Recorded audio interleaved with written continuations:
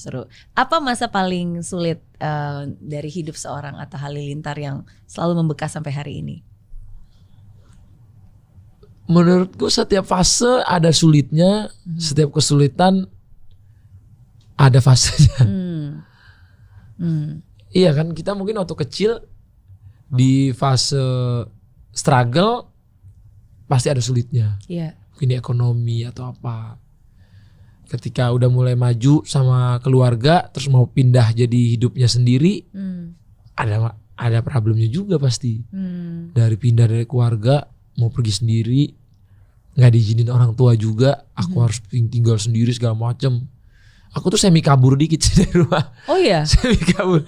Maksudnya ya mungkin orang tua kan protect juga, pengen anaknya ya terjaga segala macem gitu kan. Udah biasa apa-apa bareng, konten bareng, semua bareng.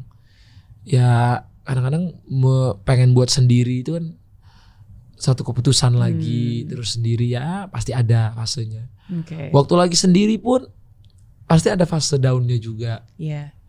Kayak dulu semua tabunganku dari penghasilan YouTube aku pakein buat sewa rumah.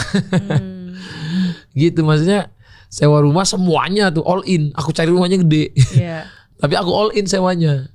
Orang bilang ngapain nih, karena kamu ada gajian karyawan nih, bulan depan gimana gajinya? Aku yakin bisa ngegaji, padahal belum ada duitnya, karena harus all in.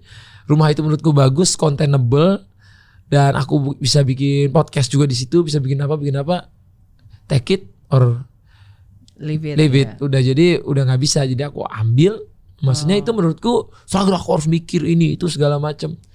Nah ketika berjuang mau berhasil ada struggle-nya. Ketika di titik atas lebih banyak lagi ternyata struggle-nya.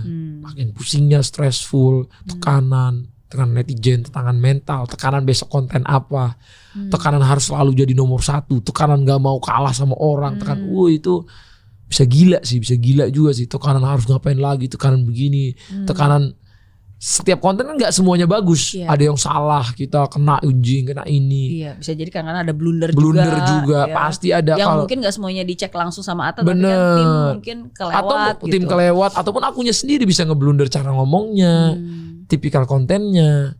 Nah itu titik rendah juga. Mungkin aku juga pernah blunder karena berita-berita yang lain juga segala macam. Banyak lah aku. Sampai aku udah punya anak pasti ada lagi. Kayak waktu itu misalnya anakku keguguran, yang pertama aku punya anak keguguran, itu aku keterguncang banget diriku gitu, kayak sama istri nangis segala macam.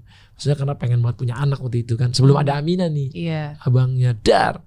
Itu fase rendah juga aku. Jadi menurutku kalau dihitung fasenya, setiap masa itu ada fase rendahnya sendiri gitu. Jadi asalkan kita bisa terus maju, terus aku selalu pengen ingat kenapa dulu aku memulai, kenapa aku berjuang, kenapa apa reason kita untuk tetap hidup, tetap kerja keras, tetap kejar mimpi kita. Ya itu kalau diingat-ingat terus itu bikin kita tetap struggle dari segi pekerjaan, tapi deep down-nya kalau kita punya kepercayaan sama yang di atas sih.